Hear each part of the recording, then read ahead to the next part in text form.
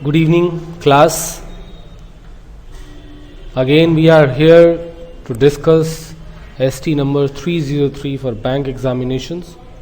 Now, you have the paper. Let's talk about the passage. See, first of all, while discussing passage, you have to make it clear in your mind that you have to read the questions first. बात समझेंगे इसको कि पहले question पढ़ लेने से आपको जो बेनिफिट होता है वो ये होता है कि you have to focus where and why you have to focus. Like I would like to tell you कि आपने फोकस कहाँ करना है.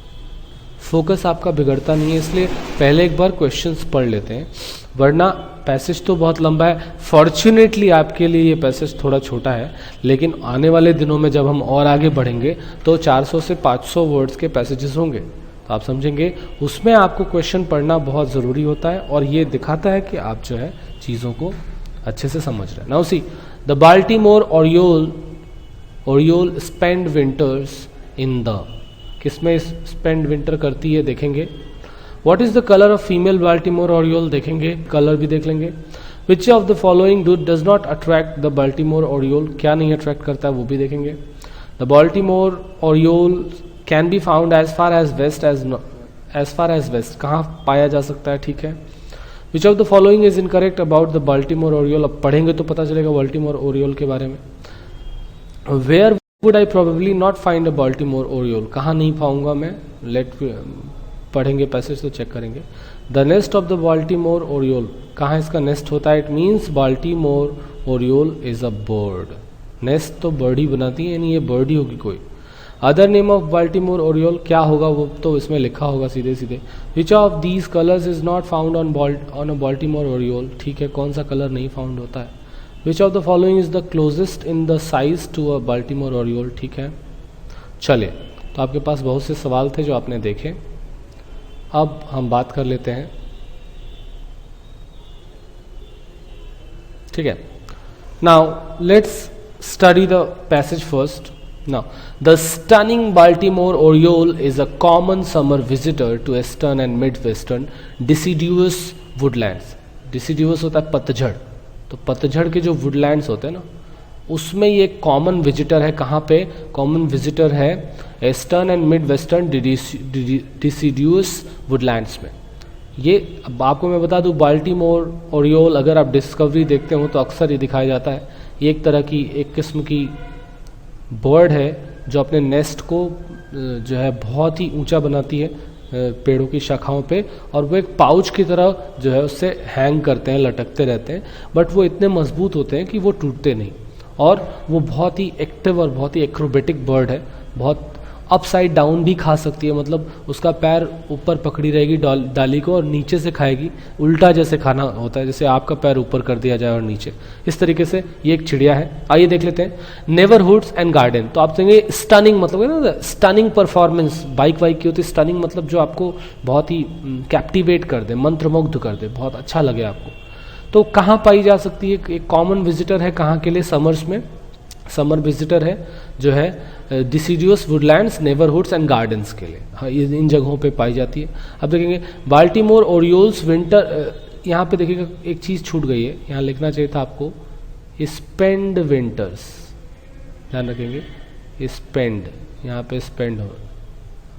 Baltimore orioles spend winters in the tropics. Tropics में मतलब कटिबंधों में, उसको कहते हैं ना उष्ण कटिबंध और वो सारी चीज़ें, ट्रॉपिक्स में अपना विंटर बिताती है.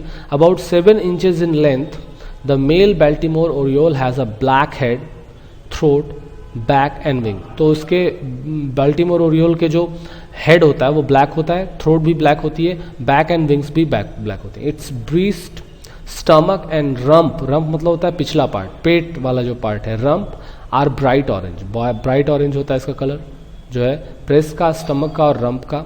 It also has an orange patch on the top of each wing. अब प्रत्येक जो उसके पंख है उसके उस पर एक ऑरेंज पैच होता है, एक पट्टी होती है ऑरेंज कलर की. एंड वाइट विंग बार, और वाइट विंग बार्स भी होते हैं, ठीक है. The tail is mostly black with orange fringes. Black होता है उसका टेल और उसमें ऑरेंज फ्रिंजेस होते हैं. The female is dull orange throughout. देखेंगे सवाल आपके पास पूछा गया था कि फीमेल का कैसा कलर होता है, तो ये उसका जवाब हो सकता है, अभी हम देखेंगे उसको, ठीक है। Baltimore Orioles range throughout the eastern and midwestern United States and can be found as far as west at the Dakotas. तो एक बात समझिएगा, बाल्टीमोर ओरियोल्स जो है वो वेस्टर्न और मिड वेस्टर्न यूनाइटेड स्टेट्स में हर जगह पाई जाती है, और अगर वेस्ट में आप जितनी दूर तक जाएंगे डकोटास तक भी जो है पाया जाता है। डकोटास हम यूएस को कलेक्टिवली बोलते हैं, तो वेस्ट में आप डकोटास तक उनको पा सकते हैं। At the western edge of their range Baltimore orioles may breed with the Bullock's oriole. देखेंगे ये ब्रीड किसके साथ करती हैं, ब्रीडिंग करती हैं बुलक्स ओरियोल्स के साथ, और उसके बारे में बताया गया है कि they were once considered the same species under the name northern oriole. तो एक बात समझेंगे, पहले बुलक ओरियोल्स और ये बाल्टीमोर ओरियोल्स इन दोनों को एक ही स्पीसीज माना जाता था, लेकिन बाद में ये क्लियर हुआ, और किस नाम से जाना जाता था, नॉर्दर्न ओरियोल नाम से। किसको किसको, बाल्टीमोर ओरियोल्स को और बुलक ओरियोल्स दोनों को ही जो है इसी नाम से जाना जाता था, पहले इनका नाम था नॉर्दर्न ओरियोल। ये सवाल पूछा गया था। Baltimore Orioles build unusual pouch-like nests that hang down from branches। इस बात को समझेंगे कि ऐसे होता है इनका, जैसे मान लीजिए कोई पेड़ है, तो पेड़ की शाखाओं से ऐसे शाखाएं गई हैं पेड़ की, तो सबसे ऊंचे वाली शाखाओं पे जो होती है ना ऐसे, यहाँ पे वो पाउचेस बनाते हैं, ऐसे ऐसे पाउच, ऐसे उनके पाउच जो है पेड़ से लटकते रहते हैं, ठीक है, और इसी में वो रहती हैं, इसमें अपना रहती हैं, ठीक है, ठीक है। That hang down from branches, that hang down, ये hand नहीं है, hang है, इसको सही कर लीजिए, that hang down। They usually nest high in the tree, high in the tree में होते हैं, nest करते हैं, but often come down to lower heights, lower heights पे भी आ जाती हैं, लेकिन उनके जो है nest जो होते हैं वो high in the tree होते हैं। Flashing bright orange and black feathers to delighted observers, जो लोग भी ऑब्जर्व करते हैं उनको, जो लोग कहते हैं ना ऑर्निथोलॉजिस्ट होते हैं। ऑर्निथोलॉजिस्ट कौन होता है भाई, ऑर्निथोलॉजिस्ट मीन्स पक्षी विज्ञानी, जो पक्षियों का अध्ययन करता है। ऑर्निथोलॉजिस्ट मीन्स कहते हैं ना, ऑर्निथोलॉजिस्ट मीन्स अ पक्षी विज्ञानी, मतलब one who studies bird, one who studies birds is called ornithologist. तो जो ऑर्निथोलॉजिस्ट होते हैं वो बहुत ही डिलाइटेड हो जाते हैं देख के उनको, बहुत सुंदर उनके कलर होते हैं। Active and acrobatic by nature, बात समझेंगे, एक्रोबेटिक होने का मतलब क्या है, बहुत ही आप जैसे कि ना एक्रोबेटिक्स होता है जिसमें आप हवाई करतब दिखाते हैं, तो बहुत ही एक्टिव होती हैं, बहुत ही एक्रोबेटिक, यानी बहुत ही एजाइल भी होती होंगी, बहुत ही फुर्तीली होती होंगी, है ना, और एक्रोबेटिक है तो बहुत ही फुर्तीली हैं। तो बाल्टीमोर ओरियोल्स में even feed upside down at time, एक वक्त में ये जो है अपसाइड डाउन भी फीड हो सकती है। मतलब क्या है कि अपने पैरों से, ऐसे शाखा है, अपने पैरों से पकड़ लिया और नीचे से खा रहा है। आदमी नीचे पैर रखता है और ऊपर से खाता है ऐसे मुंह से, वो ऊपर से लटक के चमगादड़ की तरफ भी खा सकती है, उल्टा भी खा सकती है। Baltimore orioles eat insects and berries, क्या क्या खाती है भाई, ये इंसेक्ट्स खाती है और बेरीज खाती है। They can easily be attracted to gardens by nailing oranges wedges. अगर आप ऑरेंज वेजेस छील के रख दो, जो होता है ना ऑरेंज, जब आप छीलते हैं तो उसमें से अलग अलग टुकड़े निकलते हैं, जो टुकड़े हैं उसको हम वेजेस बोलते हैं। तो ट्री ब्रांचेस, अगर आप उनको अट्रैक्ट करना चाहते हैं तो आप ऑरेंज वेजेस अगर पेड़ की ब्रांचेस पे रख दें छील के, तो उससे बहुत जल्दी अट्रैक्ट हो जाती है। Baltimore orioles are also known to feed at hummingbird feeders and sapsucker wells. इस बात को समझिएगा, सैपसकर भी पक्षी है और हमिंग पक्षी है, तो हमिंग बर्ड के भी जो खाना है और सैपसकर का जो वेल का खाना है, सैपसकर जो है पेड़ों में एक छोटा सा कुआं टाइप का बना के रहती है, तो उनका खाना भी वहां से वो लेके खा लेते हैं, ये उनको अट्रैक्ट करता है, ठीक है। अब पहला सवाल है, the Baltimore oriole spend winter in. अब देखेंगे सबसे पहला जवाब भी है, Baltimore oriole spend winters in tropics, तो आपका जवाब कौन सा हो जाएगा, सीधे सीधे लिखा है ट्रॉपिक्स। अगला सवाल देखिए, what is the colour of female Baltimore oriole. आप देखेंगे जरा यहाँ पे देखिए, the female is dull orange throughout, तो पूरा पूरा क्या होती है, डल ऑरेंज होती है, तो कौन सा ऑप्शन हो जाएगा, सी ऑप्शन, सीधे सीधे। नेक्स्ट क्वेश्चन देख लेंगे, which of the following does not attract the Baltimore oriole, क्या नहीं अट्रैक्ट करता। आप देखिएगा, अगर आप ऑरेंज वेजेस यानी ऑरेंज के टुकड़े रखेंगे तो अट्रैक्ट करेगा, ये तो करता है। हमिंग बर्ड फीडर्स, एकदम लास्ट आखिरी लाइन देखिए, हमिंग बर्ड फीडर्स भी इनको अट्रैक्ट करता है, और सैपसकर वेल्स भी अट्रैक्ट करता है। तो आपको पता है ये भी नहीं होगा, तो आपके पास ऑप्शन क्या है, सनफ्लावर सीड्स इनको अट्रैक्ट नहीं करते हैं, इसका कहीं जिक्र नहीं किया गया है, इसलिए डी ऑप्शन हो जाएगा। क्लियर है? चलिए नेक्स्ट क्वेश्चन देखेंगे। The Baltimore orioles can be found as far as west. अब देखेंगे आपके पास सीधे सीधे लिखा था यहाँ पे कि Baltimore orioles range throughout the eastern and mid western United States and can be found as far west as the Dakotas. तो डकोटास तक ये पाए जा सकते हैं, तो नॉर्थ एंड साउथ डकोटा और कोई हो नहीं सकता, एक ही ऑप्शन होगा, ए ऑप्शन। अगला देखिए, which of the following is incorrect about Baltimore oriole. देखिए, दे फीड अपसाइड डाउन, मैंने अभी भी बताया था कि वो अपसाइड डाउन जो है फीड कर सकती हैं, ठीक है, यहाँ लिखा है अपसाइड डाउन फीड कर सकती हैं, यानी ये बात सही है, ये नहीं हो सकता।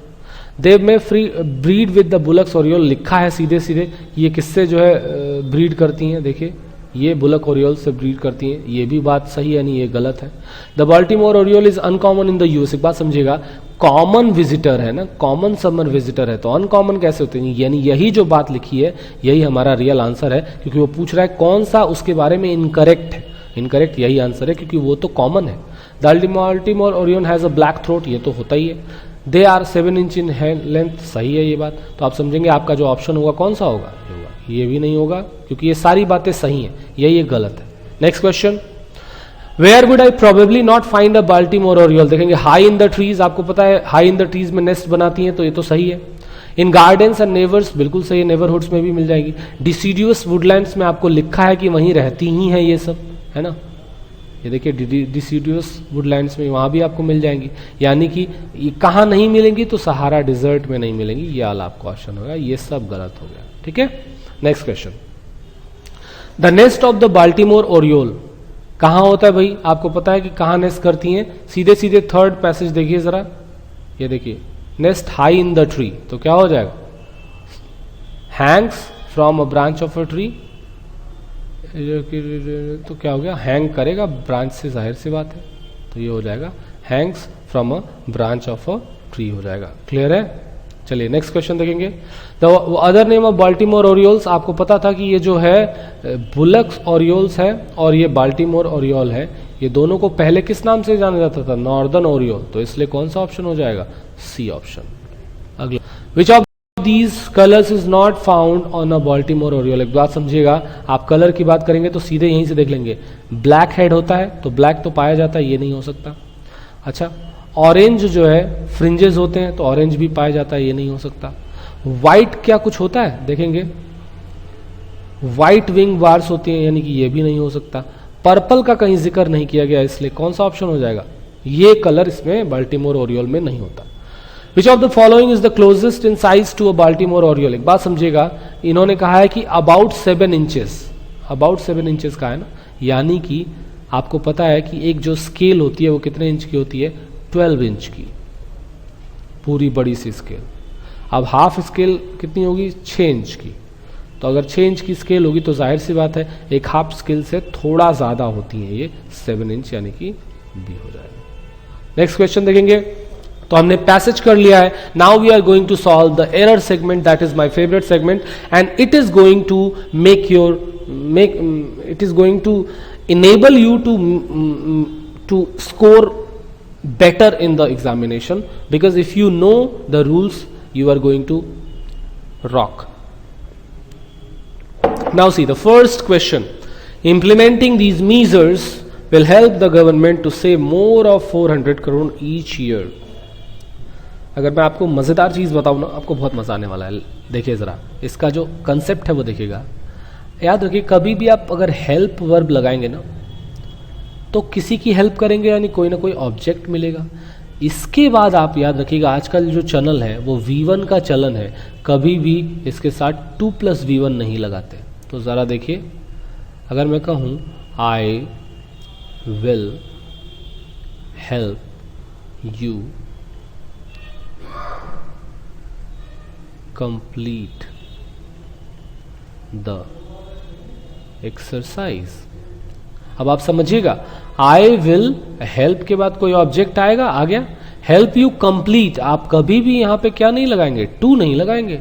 हेल्प के साथ ऐसा नहीं होता। एक बात समझिएगा, कई सारे ऐसे वर्ड्स हैं जो टू नहीं लेते हैं। देखिए, लेट मी गो होम, मुझे घर जाने दो। Let me to go home नहीं हो सकता, लेकिन अगर लेट की जगह मैं ये लगा लूं अलाउ मी, तो आपको क्या लगाना पड़ेगा फिर, टू गो होम।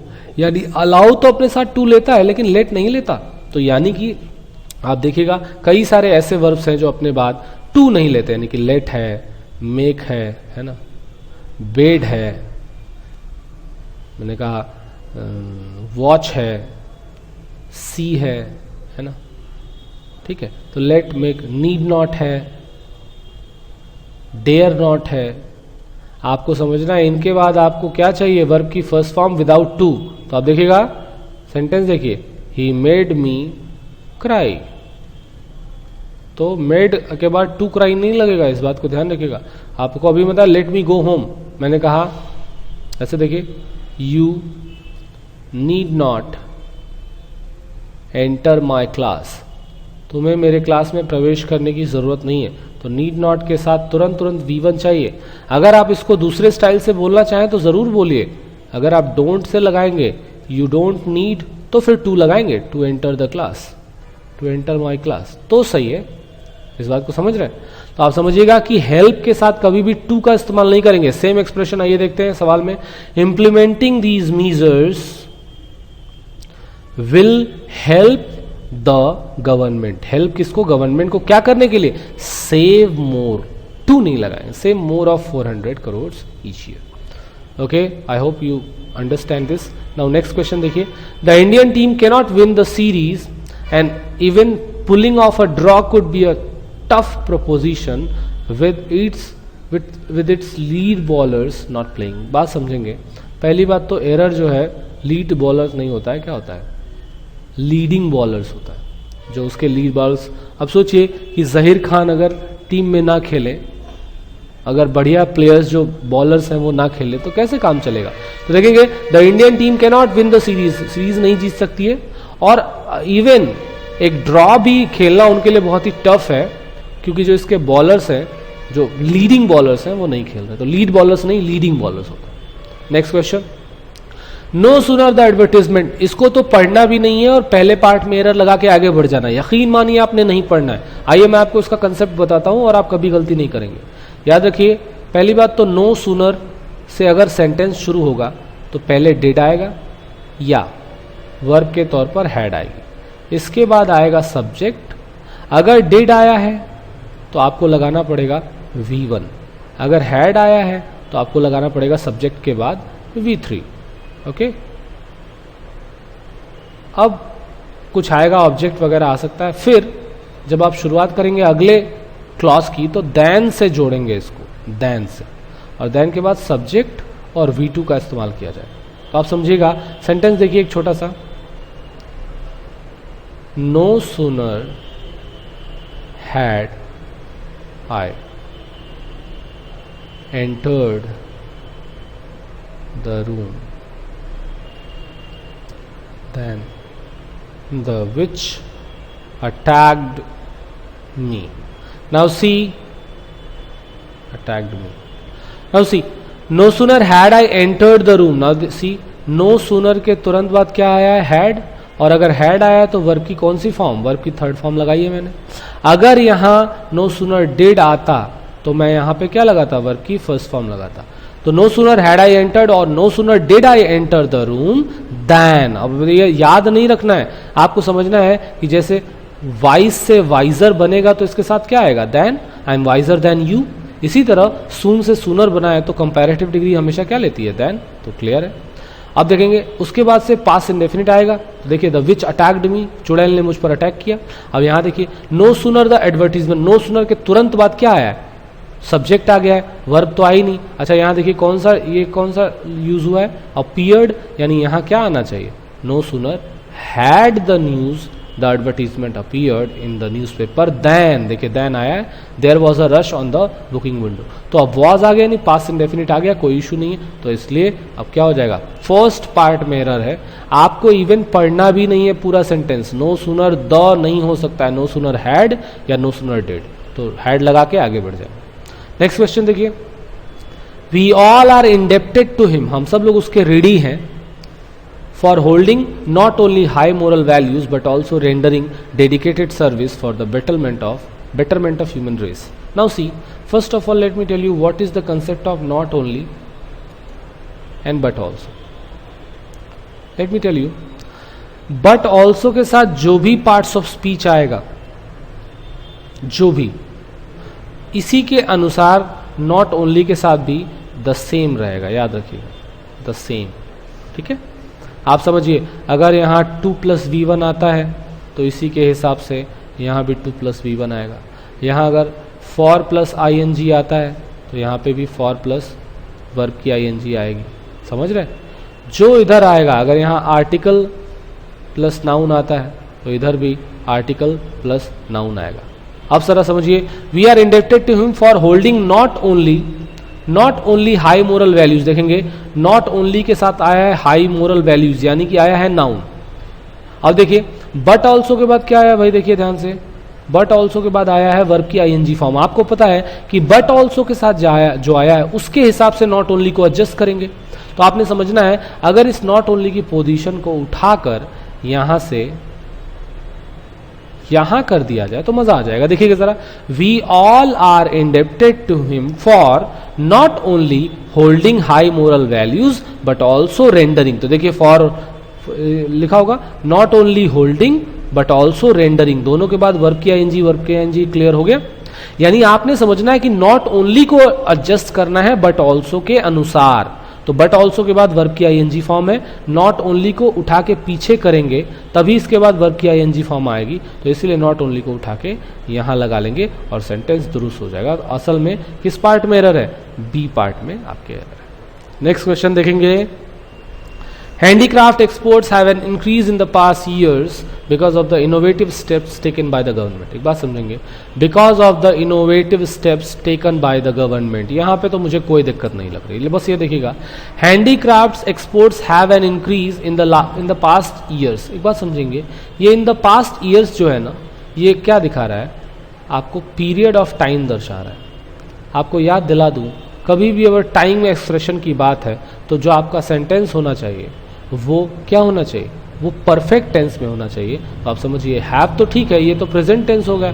यहाँ पे हैव के साथ अगर एक हैड लगा दें, handicraft exports have had an increase, तो जाके सेंटेंस बढ़िया हो जाएगा. आप समझिएगा, हैव हैड गलत नहीं होता है. जैसे कहते हैं I have had enough exercise, तो यहाँ हैड का मतलब अलग अलग सेंस में अलग अलग लगा सकते हैं. यहाँ पे हैड का मतलब क्या है? I have taken enough exercise. तो handicraft exports have had an increase in the past year because of the innovative steps taken by the government. तो यहाँ प्रेजेंट परफेक्ट, ये बात समझिए, ये ऐसा है. देखिए, इसे मैं कहूँ आई एम इल, सेंटेंस सही है, लेकिन अगर इसमें मैं 2 दिन जोड़ दूँ फॉर 2 days तो बात बिगड़ जाएगी. अब आपको क्या करना पड़ेगा? आई हैव बीन इल करना पड़ेगा, क्योंकि आपने फॉर 2 days लगा लिया, तो परफेक्ट टेंस में जाना पड़ेगा. इसी तरीके से यहाँ पे इन द पास्ट ईयर लिखा है, इसका मतलब कि ये परफेक्ट होना चाहिए, तो हैव के साथ हैड लग जाएगा. ए पार्ट में जो है एरर आ जाएगी.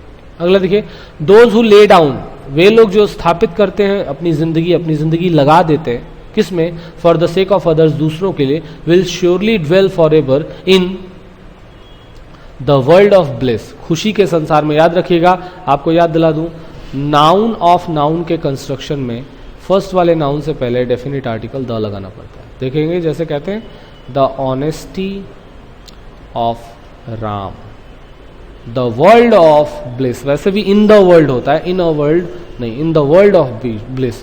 वो खुशी का जो है डेफिनेट संसार होगा जिसमें वे लोग रहेंगे जिन्होंने अपनी जिंदगी दूसरों के लिए लगा दी है. नेक्स्ट क्वेश्चन देखेंगे. It is true that a sense of duty may at time, अच्छा, it is true that a sense of duty, आपका रियल सब्जेक्ट क्या है? सेंस ऑफ ड्यूटी, जो कि क्या है? सिंगुलर है. और अगर कोई चीज सिंगुलर है तो वर्ब भी कैसी होगी? सिंगुलर होगी. तो रेंडर की जगह क्या लिख लेंगे? रेंडर्स लिख लेंगे और बात सही हो जाएगी. देखेंगे तो अ सेंस ऑफ ड्यूटी, देखेंगे it is true that a sense of duty may at time renders it necessary, इसको जरूरी बना देता है for you to do that which is displeasing to your companions. कई बार ऐसा हो जाता है कि यह जरूरी हो जाता है वो करना जो आपके कंपेनियंस के लिए, साथियों के लिए डिसप्लीजिंग हो, उनको जो है दुखी करने वाला हो। तो इसलिए अब हो जाएगा बी पार्ट मेरा। देखेंगे, it is necessary for everything to prepare himself. एक बात बताइए, हिमसेल्फ लिखा है तो यहाँ एवरीथिंग कैसे हो सकता है? क्या करना पड़ेगा? एवरी वन करना पड़ेगा ना। It is necessary for every one to prepare himself thoroughly in his early years for the task that he will have to perform in life. जो उनको जिंदगी में टास्क करने हैं उनके लिए अपने आप को पहले से परफॉर्म करना चाहिए, प्रत्येक को। तो एवरी वन हो जाएगा, एवरीथिंग नहीं। नेक्स्ट क्वेश्चन देखेंगे, the redevelopment project aimed not just providing good houses to shanty dwellers. What is shanty? Shanty का मतलब होता है जो इकोनॉमिक और जो है सोशल तौर पर जो है हाई क्लास के ना हो, बहुत ही नॉर्मल क्लास के लोग हों, है ना, ऑफ लो इकोनॉमिक और सोशल क्लास। शैंटी मतलब होता है of low economic and social class, याद रखें। तो कह रहे हैं the redevelopment project aimed not just providing good houses to shanty dwellers, जो लोग बहुत ही लो इकोनॉमिक एरिया में रहते हैं, उन ड्वेलर्स मतलब रहने वालों को, but also developing in infrastructure around the major Mumbai लोकलिस्ट।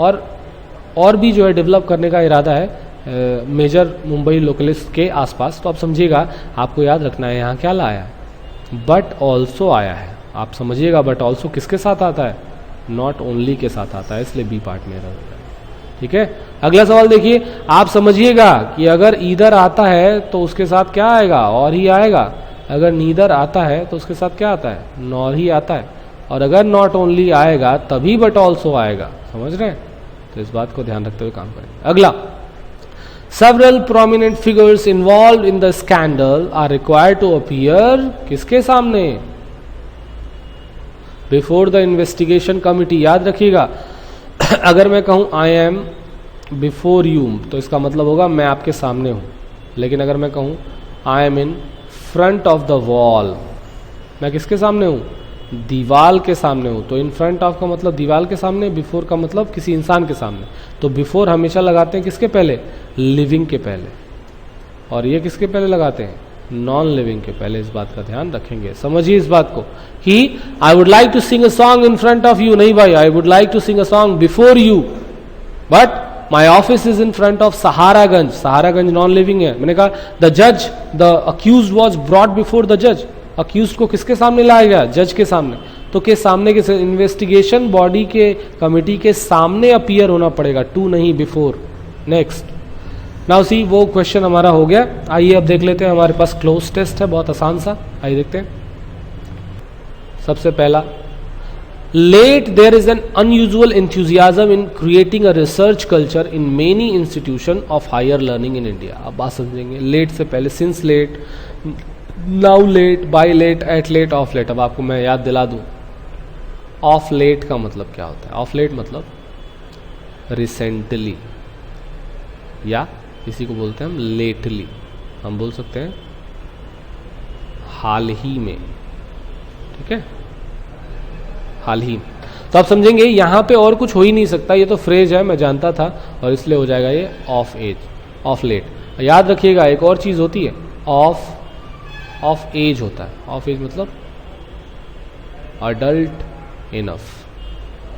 याद रखिए, अगर मैं कहूं if you are of age now, it means कि अब आप जो है वोटिंग कर सकते हैं, वोट डाल सकते हैं, अब आप शादी कर सकते हैं, है ना, मतलब आप ऑफ एज हो गए, अब आप अल्कोहल पी सकते हैं। यानी कि ऑफ एज होने का मतलब है इंडिया में कि आपकी बालिग हो गए, आप मैरिज करने के, वोट डालने के। इस बात का ध्यान रखें।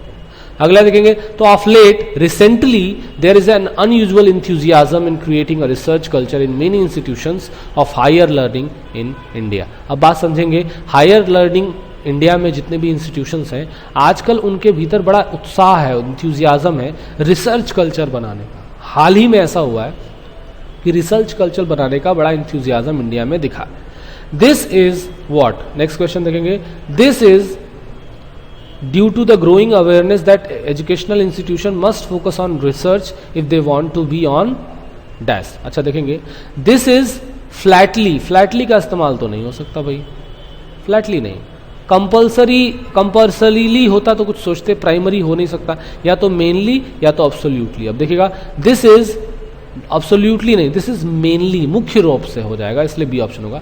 This is mainly due to the growing awareness that educational institutions must focus on research if they want to be on toes. मतलब अपने टोज पे तो होंगे नहीं, अहेड फ्रंट नहीं.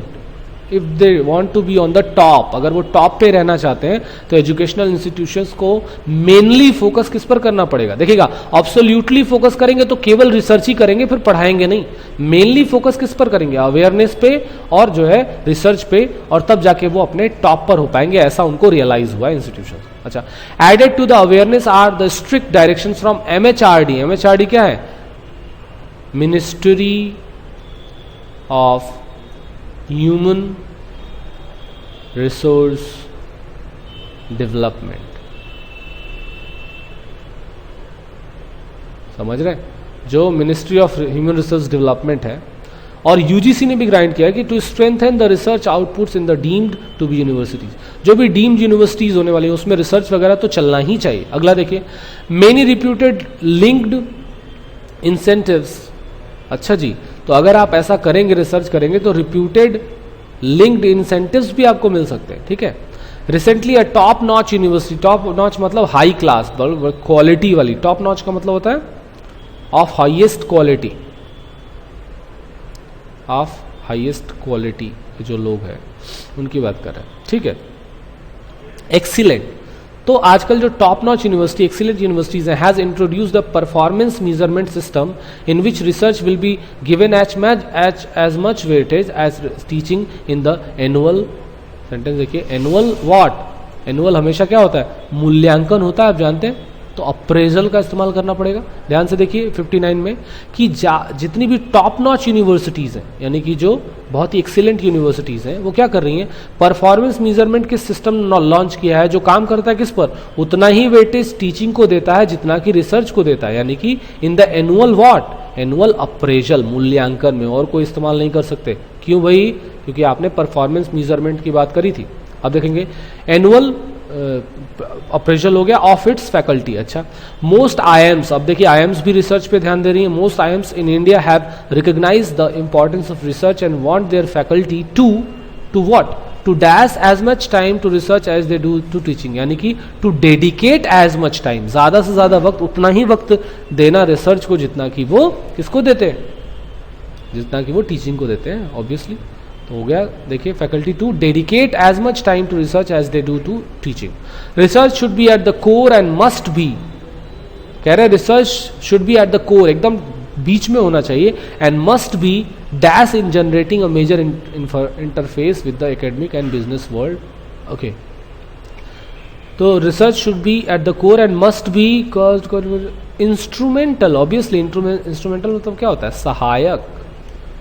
Instrumental means serving as a means of pursuing an aim. Serving, instrumental means serving as a means of pursuing an aim.